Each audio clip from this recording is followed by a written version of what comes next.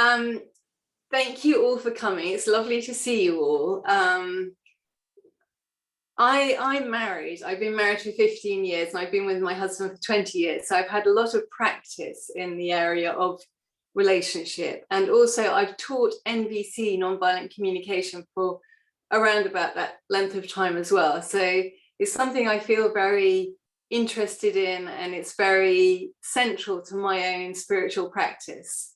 So yeah, really happy to be here to share some of my own thoughts on relationship. The first thing I'm going to say is probably the most important. So the first thing I would say, the first thing I would recommend for a relationship is to connect with your purpose. What's your purpose for being in a relationship? Could be joy, could be connection, could be love, could be for family, could be for growth, and all of those could be included. For many of us, we would say we want all of those things. And if we connect with our purpose, that can guide our actions. Often we just get lost in life and lost in our world. We don't step back and go, okay, what's my purpose? And all of us, none of us go into a relationship because we want to be unhappy or we want to have difficulties. We all go in because we want joy, we want connection, we want growth. So connect with your purpose on a daily basis. And in fact, I'm just going to give us a little moment now for yourself. Just open to what's your purpose in your marriage, in your romantic relationship, or in relationships with your friends. Just have a little moment and go, just question, what is my purpose? And hold that purpose in your heart, because that can really serve to guide you.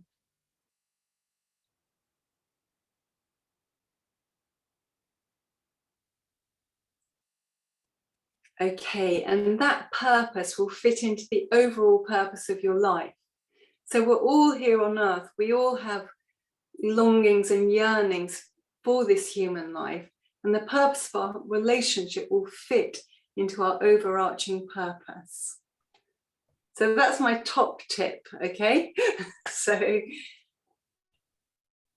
I've done quite a lot of couples counselling, and I like to do couples counselling, although it's quite challenging because people often come when they're in really difficulties. And I often think, I wish they came like 5 years ago and learned some of this, but they often come when they're really, really stuck. And I almost feel like it's almost like pulling two fighting cats apart. You pull these two cats apart, you pop them down, and then they have a nice time, and then they go back and they get into this again. But one night, after a particularly challenging couple, I thought to myself, I've discovered the secret of relationship. And it's quite simple. It's be nice to each other. That was it. I was like, I've now discovered the secret. Be nice to each other, be loving to each other, be caring to each other. And if you do that, you're going to have a happy relationship. The state you bring to your relationship is the state of your relationship. So we really, need to take responsibility and asking, like, what state are you bringing to your relationship? Who are you in your relationship? Do you bring your best self to your relationship? Quite often, we will bring our best self to other relationships. We can be nicer to people we don't know than we are to our partner. It's asking ourselves, who do we want to be in our relationship? Do we want an outstanding relationship? And if we do, we need to bring ourselves in an outstanding way. So the state we bring is the state of our relationship. When I'm going to now jump to my childhood, and when I was a child, I was brought up in a very kind of literalistic, not very imaginative Christian environment. And I had quite a big struggle in myself of if I was going to be good enough to go to heaven, or if I was actually already heading to hell. So it was like a bit of a debate for me, because I was like, well, if I'm going to hell, I don't need to bother anymore. But if I am going to go to heaven, maybe I could try a bit more. And then this ongoing thing of would God be happy with me or punish me? And it went on and on. And then when I was 20, I went to the Buddhist Center in Bethnal Green, and I heard something that I found so moving and so inspiring. And that was that the Buddha radiates love and compassion no matter what you've done. The only response you will ever receive from the Buddha is love and compassion. And I just found that really moving, and yet so much truer than this kind of idea that you would be punished if you behave badly. There's also another image that I love from the story of the Buddha, which is on the night that he was going to become enlightened, there are all these little kind of creatures around him, throwing arrows and throwing fire and trying to knock him off his path of love and compassion and wisdom. And they were throwing all these things at him. And what happened was the arrows and fire, when they hit the aura of the Buddha, turned into flowers and petals. And all these flowers and petals dropped around him. And I found that very inspiring, that image very inspiring.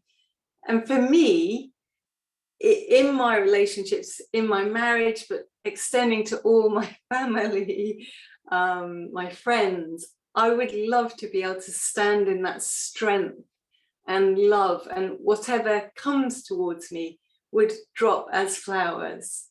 Now, I can do it now and again. I have done it sometimes, but it's not my natural state. But that's my aspiration, to work to a place where I can stand more in love and more in compassion.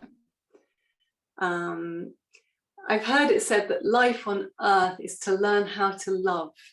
And relationships are very, very helpful to learn how to love. So this wave of compassion that the Buddha rolls out, it rolls through the universe, is actually available to us all the time. We can tune into this higher source to be touched by love and compassion. And I'm going to invite you again to take a moment,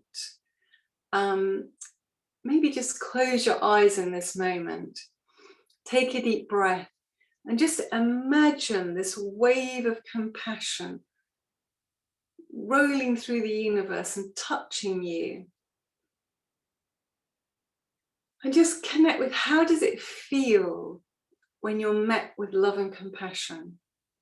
When you're in this wave of love, how does it make you feel?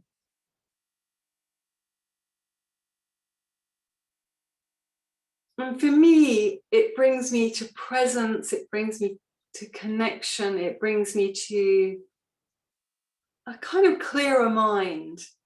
And this capacity to open to this presence is available to us all the time. And I would again recommend just 5 minutes a day, sitting down, maybe before meditation, and just opening to this kind of wave of compassion, which is literally available to us every moment, if we have the presence of mind to make that choice. And that can really support us in our relationships, because we have been touched by compassion, and we can then take that out into our relationships.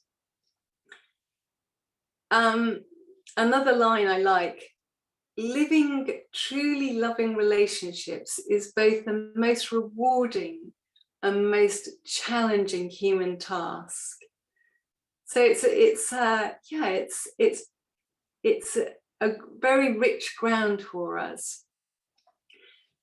I would say for most of us, almost every issue that we struggle with is a relationship issue, be it with our partner, be it with our kids, be it with our family, be it with other people. It's almost always what causes us the most upset is other people.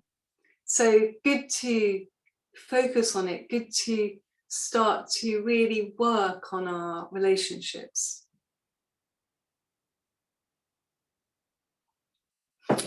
Most of us do not receive, I think I can speak for all of us actually, we don't all receive unconditional love from our parents.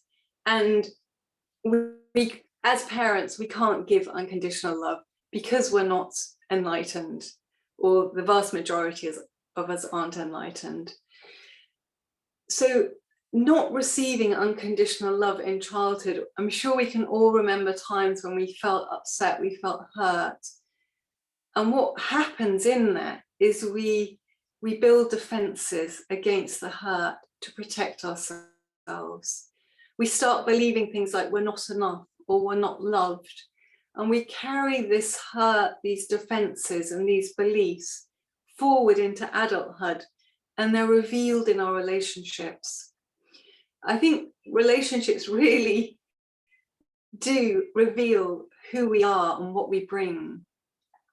There's a phrase I like, I heard it many years ago, but I find it true for myself, and I found it very true when I've been with couples. And it says, all wounds that need to be healed are called forth in relationship. And I really like that because I find it quite inspiring, because all of us in relationship, we struggle. But it's like, okay, so this wound is being called forth for healing. So I find that a really helpful frame, that something, yeah, it's a positive thing that these patterns come up. However, we have to take an active role in, yeah, freeing ourselves. I think relationships are a really great opportunity to really free our hearts. And if you take it on that level, it's a very strong spiritual practice of, okay, these are the patterns I'm bringing, what am I going to do about them? One spiritual truth, which I think is shared by many religions, is that as human beings, we're not separate, we're interconnected, we're all our hearts are touching. I remember when I first became a Buddhist, I read from Thich Nhat Hanh that whenever we meet anybody, we're meeting ourselves. And I found that really inspiring. And what I understand from that is, whenever we meet anybody, we're meeting our own response, we're meeting our own reaction. So, you know, if you look at any person, different people will have different responses, because there are responses. There are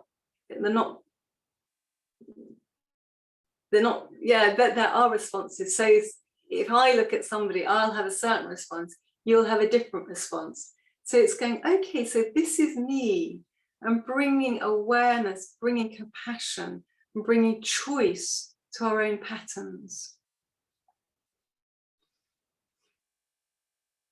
For myself, I think relationships, we can either project our own pain, we can project our own lack, we can project our own fear, or we can join our partner in love and in care. And it's a moment by moment decision that we have every single day. Am I going to further separate myself, or am I going to connect and experience this spiritual truth that we are all connected? On the deepest level, all our hearts are connected. So relationships are a vehicle for cultivating love, cultivating unconditional love, or basically to keep separate. So that's the choice before us. And I thought I give you my top tips for relationship. So you've heard my number one top tip, which is connect with your purpose all the time and let your purpose guide you. My second top tip is nurture love and compassion. The more you nurture love and compassion, the more connected you'll be, the more love will be present. How do you do that? Spend quality time with your partner. Listen to your partner. Even listening for 10 minutes a day. I mentioned I teach NBC. Even putting a timer on your phone and having 10 minutes each to say what's going on for you, what's alive in you, what matters to you. And really listening. And that means not criticizing them, not correcting them, not explaining why they shouldn't be thinking what they're thinking. It means really listening what matters to them, what's going on in them. So just doing that 10 minutes once every few days really helps people to feel that they matter and that you care about them. Appreciation, expressing appreciation to your partner, telling them what you like about them, telling them what you're grateful for, noticing what they're doing for you is very helpful. And also even thinking appreciative thoughts about your partner is also a very connecting and nurturing of love and connection. And having fun, making sure you do fun things. Again, it could just be for an hour, but doing fun things. So nurturing love and connection, I would say, is very, very important. Next top tip. I've got 5 top tips. So this is the third top tip. Third top tip is taking responsibility for the state you're bringing. I mentioned that earlier. If you show up in a kind of low energy, unhappy state, it's not going to have a great impact on your relationship. It's almost like a formula. When I was at school, I really liked chemistry, and it's a formula. We can predict it. We can predict what's going to happen, but we usually get lost in it. We don't think, oh my, I'm going to turn up like this. This is what's going to happen. So state, I learned this thing called the triad, which I learned from Tony Robbins, which I really, personally, I use it myself.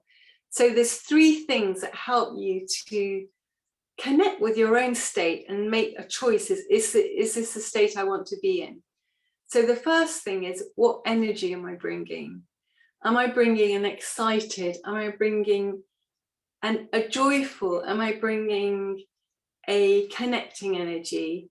Or am I bringing a low energy? Am I bringing a can't be bothered energy? So physiology will be the first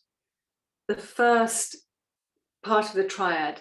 The second part is, what are you focusing on? Are you focusing on what you appreciate? Are you focusing on how much you love your partner? Are you focusing on how grateful you are to be with them? Or are you focusing on what's not right, what they're doing wrong, what they haven't done, why you wish you were with somebody else, and why you should be leaving? Which are all things that people focus on. And even if they're not speaking them, that energy comes out. So take charge of what you're focusing on. And the third aspect of the triad is your language. What language are you using? Are you speaking with kindness, with connecting language? So taking responsibility for your state, the energy you bring, your focus, and your language. The third top tip is to do with conflict. Some couples have more conflict than others. And quite a lot of couples have a lot of conflict. I'm probably more on the more conflict than less conflict end of the spectrum. And I tell my husband it's because I'm a fiery person, and he should be grateful. So it has some other benefits. However, in conflict, we need to find more and more creative ways to get out of these patterns, because we tend to kind of have the same conflict over and over. It's not like a random conflict that turns up. It tends to be the same conflict, same pattern. And we get stuck in them, and we need to free ourselves from them. A lot of conflict in couples happen around timekeeping, tidiness, socializing, social media, how to care for children. They're all quite predictable things which people get into conflict about. And it's looking at just, well, one thing is accepting that these character traits are going to be with you for the rest of your relationship.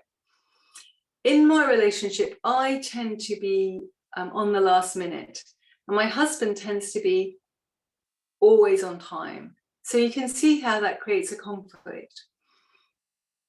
That's always going to be the case in our relationship. And funny enough, lots of couples meet people with that balance. One person's really early, one person's not.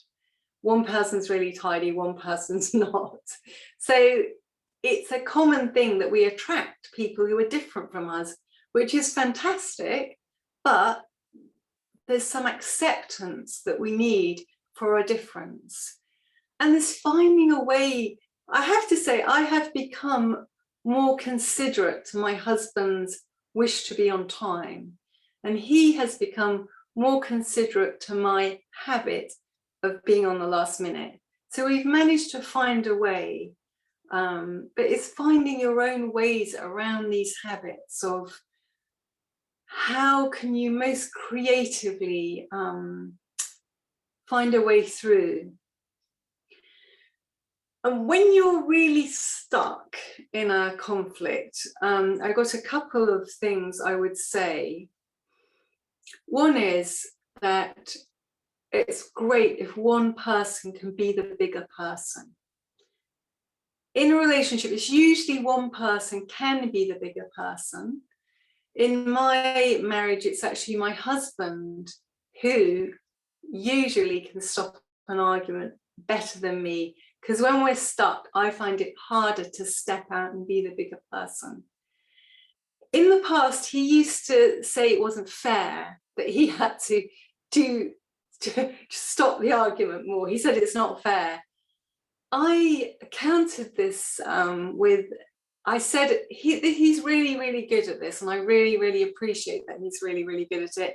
And I'm better at other things. So I bring other advantages to the relationship. So, but it's, if one person is able to be the bigger person, it's really, really helpful, who can step outside of the conflict and go, is this how we want to spend our evening? Is this what we want to do with our energy? Let's find a way of breaking this reactive pattern that we've got into. Something from Marshall Rosenberg, which I always found very helpful, was he said, people are only ever saying please or thank you. I love this. Again, it's like a formula. When we're happy, when we're enjoying ourselves, when we're having good communication, we're saying thank you. Thank you for being here. Thank you for connecting with me. Thank you for enjoying life together. When we're in a conflict, we're saying, please, please, can you hear my pain? Please, can you help me? I'm just totally stuck and I don't know what to do. Unfortunately, we don't often say that. We usually say something like, you're horrible, why are you doing this? You're making me feel terrible. You have ruined my holiday, I once said to my husband. You have ruined my holiday. All I was really saying was, please, I'm stuck. So you have to get used to listening under what can sound like a criticism, to hear the heart's cry. So I find that really helpful. People are only ever saying please or thank you. And also, another thing that Marshall said, it's never about you. It's not personal.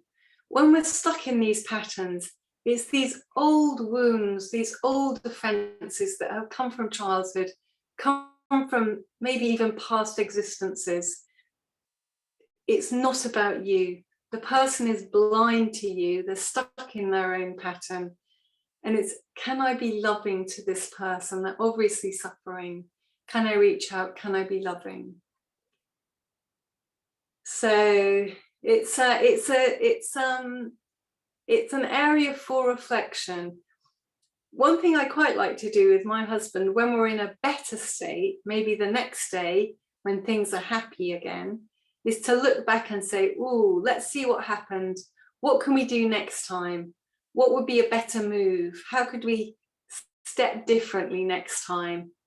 Next time it might not work, but at least having that review process and going, okay, let's see if we can, you know, if you say, I love you or something, that might break the trance of criticism that I'm trapped in. Okay, so we're coming up now to my last tip. My last tip, I don't know if any of you have heard of this.